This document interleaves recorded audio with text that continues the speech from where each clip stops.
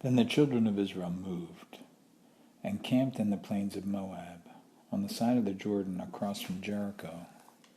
Now Balak, the son of Zippor, saw all that Israel had done to the Amorites, and Moab was exceedingly afraid of the people, because they were many. And Moab was sick with dread because of the children of Israel. So Moab said to the elders of Midian, Now this company will lick up everything around us, as an ox licks up the grass of the field. And Balak, the son of Zippor, was king of the Moabites at that time. Then he sent messengers to Balaam, the son of Beor, at Pethor, which is near the river, in the land of the sons of his people, to call him, saying, Look, a people has come from Egypt. See, they cover the face of the earth, and they are settling next to me. Therefore, please come at once, curse the people for me, for they are too mighty for me. Perhaps I shall be able to defeat them and drive them out of the land. For I know that he whom you bless is blessed, and he whom you curse is cursed. So the elders of Moab and the elders of Midian departed with the diviner's fee in their hand. And they came to Balaam and spoke to him the words of Balak. And he said to them, Lodge here tonight, and I will bring back to you as the Lord speaks to me. So the princes of Moab stayed with Balaam. Then God came to Balaam and said, Who are these men with you? So Balaam said to God, Balak, the son of Zippor, king of Moab, has sent to me, saying, Look, a people has come up out of Egypt, and they cover the face of the earth. Now come and curse them for me. Perhaps I will be able to overpower them and drive them out. Then God said to Balaam, You shall not go with them, and you shall not curse the people, for they are blessed. So Balaam rose in the morning and said to the princes of Balak, Go back to your land, for the Lord has refused to give me permission to go with you. And the princes of Moab rose and went to Balak and said, Balaam refuses to come with us. Then Balak again sent princes, more numerous and more honorable than they.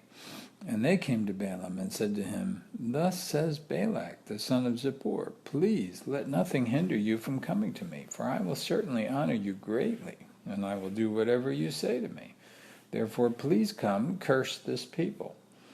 Then Balaam answered and said to the servants of Balak, Though Balak were to give me his house full of silver and gold, I could not go beyond the word of the Lord my God to do less or more. Now therefore please you also stay here tonight, that I may know what more the Lord will say to me. And God came to Balaam at night and said to him, If the men come to call you, rise and go with them. But only the word which I speak to you, that you shall do. So Balaam rose in the morning, saddled his donkey, and went with the princes of Moab. Then God's anger was aroused because he went, and the angel of the Lord took his stand in the way as an adversary against him. And he was riding on his donkey, and his two servants with him.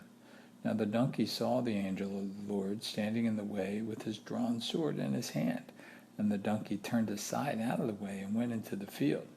So Balaam struck the donkey to turn her back onto the road. Then the angel of the Lord stood in a narrow path between the vineyards, with a wall on this side and a wall on that side. And when the donkey saw the angel of the Lord, she pushed herself against the wall and crushed Balaam's foot against the wall. So he struck her again. Then the angel of the Lord went further and stood in a narrow place where there was no way to turn either to the right hand or to the left. And when the donkey saw the angel of the Lord, she lay down under Balaam. So Balaam's anger was aroused, and he struck the donkey with his staff. Then the Lord opened the mouth of the donkey, and she said to Balaam, What have I done to you that you have struck me these 3 times? And Balaam said to the donkey, Because you've abused me. I wish there were a sword in my hand, for now I would kill you. So the donkey said to Balaam, Am I not your donkey which you have ridden ever since I became yours to this day? Was I ever disposed to do this to you? And he said, No. Then the angel opened Balaam's eyes, and he saw the angel of the Lord standing in the way with his drawn sword in his hand, and he bowed his head and fell flat on his face. And the angel of the Lord said to him, "Why have you struck your donkey these 3 times? Behold, I have come out to stand against you, because your way is perverse before me. The donkey saw me and turned aside from me these 3 times. If she had not turned aside from me, I surely would have killed you by now, and let her live." And Balaam said to the angel of the Lord, "I have sinned, for I did not know you stood in my way against me. Therefore, if it displeases you, I will turn back." And the angel of the Lord said to Balaam, "Go with the men, but only the word that I speak to you, that you shall speak." So Balaam went with the princes of Balak. Now when Balak heard that Balaam was coming, he went out to meet him in the city of Moab, which is on the border of the Arnon, the boundary of the territory. Then Balak said to Balaam, "Did I not earnestly send to you, calling for you? Why did you not come? Am I not able to honor you?" And Balaam said to Balak, "Look, I have come to you. Now have I any power at all to say anything? The word that God puts in my mouth I must speak." So Balaam went with Balak, and they came to Kirjath Huzoth. Then Balak offered oxen and sheep, and sent to Balaam and the princes who were with him. So it was the next day, and Balak took Balaam and brought him up to the high places of Baal. From there he might observe the extent of the people.